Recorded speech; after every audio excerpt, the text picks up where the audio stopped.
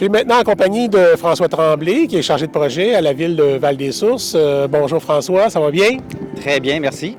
On est un peu excités ce matin. Le stress est passé, mais ce matin tôt, oui. Il faisait pas chaud, là, mais moi j'avais chaud. Oui, beaucoup de travail qui restait à terminer pour installer la chose. Parce que toi, tu es en charge, il faut le dire, du marché, là, puis de la place en tant que telle. Oui, ce matin, c'était surtout de tout réouvrir. Mais il y a beaucoup de travail hier, là. Il y avait beaucoup de choses à placer, à faire. C'était quelque chose. On a combien de marchands aujourd'hui? Aujourd'hui, on a une vingtaine de marchands, quand même. C'est beaucoup. Et on prévoit là, avoir une vingtaine de marchands à toutes les fins de semaine ou... Non, assurément, ça va être entre 8 et 10 à chaque week-end. Et on va développer, là, parce qu'on veut pérenniser les marchands, donc on prend le temps de les choisir, qu'on ait une bonne diversité, puis aussi on s'assure que ce soit local. Est-ce qu'on vise les marchands qui vont être là le plus régulièrement possible? Moi, si je suis un marchand, là, comment est-ce que je dois me qualifier pour pouvoir avoir une place ici? En effet, on vise à avoir des marchands réguliers pour 80 des espaces. Donc, on a 16 espaces. Puis, on va quand même avoir de la place pour avoir une rotation pour avoir du nouveau, de la nouveauté là, pour 2 à 4 marchands. Puis ensuite, pour des événements, on va développer un espace pour mettre des easy up qu'on appelle, là, des petits chapiteaux. Donc, on peut aller comme aujourd'hui jusqu'à 20, 24 marchands là, éventuellement. Ah, c'est bien. J'ai entendu dire aussi que c'était pour être à chaque fin de semaine, puis qu'il y en aurait aussi même l'hiver. Oui, c'est quelque chose qu'on veut essayer cet hiver, voir si ça pogne, si ça marche. Si ça marche, ça va être tout le temps comme ça. C'est un peu l'approche qu'on dit les marchés allemands, donc les marchés d'hiver. Présentement, on ouvre de 10h à 14h les samedis. Peut-être que quand il va faire très froid, on va rapetisser pour être là pendant 3 heures ou 2 heures pour que les gens passent tout en même temps. Mais oui, on veut que le happening du samedi continue à l'année. OK, fait que ça va être, le site va être ouvert aussi à l'année. Là. Oui, le site est prévu pour être déneigé pendant la saison hivernale. On va pouvoir visiter à l'année. Ah, super. Ça, c'est une belle organisation. Toi, François, le temps que tu as passé là-dessus, à la conception, tout ça, comment est-ce que tu peux nous en parler, le travail que ça a dû t'occasionner? Ça a été tout un mandat. Je dirais que ça a déjà été nommé, c'est un travail d'équipe. Donc, c'est très serré avec les gens de la pépinière qui étaient très soucieux de bien intégrer les marchands et la dimension marché public qui ne correspond pour l'instant qu'au samedi. Donc, c'est une place publique qui va être ouverte tout le temps pour tout le monde, donc qui va accueillir d'autres choses, des expositions, d'autres événements. Peut-être qu'il va y avoir des journées pour jouer aux échecs, je ne sais pas quoi, dans les conteneurs. Mais donc, beaucoup avec la pépinière, beaucoup de temps à discuter avec les marchands aussi pour intégrer. Puis, beaucoup de démarchage, justement, pour trouver les marchands sont très occupés, pénurie de main-d'œuvre, difficile de faire travailler des gens le samedi. Ouais. Donc, c'était un enjeu là, qui a demandé de travailler là-dessus. Là, on a le Slackfest comme festival. Est-ce que vous prévoyez en faire d'autres? Comment ça fonctionne? Est-ce qu'on invite les promoteurs à vous contacter? Certainement. L'idée, c'est qu'on utilise la place au maximum. En favorisant le plus possible les initiatives locales, mais on n'est pas fermé à des initiatives régionales ou de plus grande ampleur, mais on veut vraiment que les gens d'ici s'approprient les lieux. Donc, des gens qui voudraient investir les lieux puis que ça soit bénéfique pour la population, que ce soit artistique, culturel, événementiel ou même commercial, on est vraiment ouvert à ça. On va y aller au cas par cas. Mais on cherche ça, en fait, là. Parfait. En terminant, est-ce qu'il y aurait quelque chose que tu voudrais ajouter, un mot que tu voudrais adresser aux citoyens, aux gens de Val-des-Sources, aux alentours? Certainement. Je dirais, et marché public, mais surtout pour la place de traversée, je considère que c'est un moment historique pour les gens d'ici. Simplement de se réapproprier un espace qui était fermé aux gens qui ne travaillaient pas à la mine. Donc, d'ouvrir à tout le monde une zone industrielle, puis de profiter d'une vue incroyable. Donc, moi, je vois que c'est un moment historique, c'est à ne pas oublier. Voilà. Bien, merci beaucoup, François. Ça fait grand plaisir. Tu profites du marché aussi. Il y a un marché qui est intégré à tout ça. Vous avez créé ici un bar qui va être permanent. Il va être là toutes les semaines?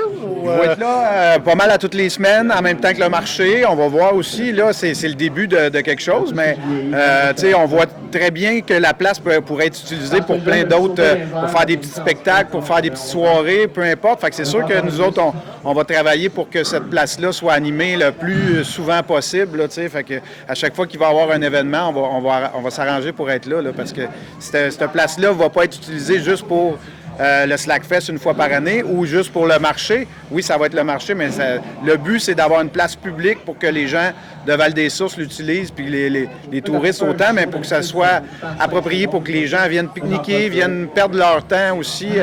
Ici, c'est pour ça qu'on a pensé à ça, je pense. Là, ce bar-là, il a trouvé un petit nom coquin. Ben oui, au bord du pit, ça venait comme ça, pourquoi pas, tu sais. Pourquoi pas, on va aller jouer au bord du pit, on va aller jouer au bord du pit, venez au bord du pit, tout le monde. Fait que ça se passe au bord du pit. Au bord du pit, on peut prendre la bière puis la consommer sur place. Est-ce qu'on peut acheter aussi vos cruchons? Non, on n'a pas le droit de vendre les cruchons pour emporter, mais la boutique du Moulin reste ouverte là, à tous les jours, là, de 11h à 16h. C'est juste à côté aussi. Oui, c'est juste à côté. Le restaurant, pareil. Puis éventuellement, ici, on va faire une petite terrasse aussi où les gens vont pouvoir venir. Il y a des tables à pique-nique un peu partout, mais on va upgrader ça aussi au fil du temps. Là, puis peut-être qu'on va faire de la musique. J'en ai fait hier, on a fait ça un peu à la bonne franquette, mais éventuellement, on va essayer d'animer ça le plus possible. Il y a plusieurs possibilités. Oui, il y a des kiosques à l'intérieur, mais aujourd'hui, on voit qu'on peut en rajouter à l'extérieur. C'est infini. Donc, la possibilité est là. On va s'adapter à la saison aussi. Donc, c'est un site annuel. C'est pas rien que l'été. Donc, je pense qu'on peut avoir de belles possibilités dans le temps des fêtes avec des sapins, des lumières, de la musique de Noël. Donc, j'invite la population à venir profiter des marchands locaux qui sont ici, venir découvrir des marchands qu'on ne connaît pas, mais qui sont de notre MRC. Donc, je pense que c'est important, si on veut avoir de bons produits fabriqués ici, de venir profiter du marché public. La place est disponible là, pour différents promoteurs. Là. On peut organiser toutes sortes d'activités. La ville est ouverte là-dessus. Au niveau du marché public, c'est vraiment une gang ensemble, mais c'est pas fermé. Mais le site en tant que tel, on a d'autres planifications d'activités pour le mois de septembre, octobre. Donc, ceux qui ont des idées, venez nous voir, puis c'est sûr qu'on va répondre présent. On poursuit notre marché à la Coop alimentaire des Sources. Je suis en compagnie de Véronique Poisson. Véronique, c'est un grand jour aujourd'hui, un jour historique. Comment t'en profites?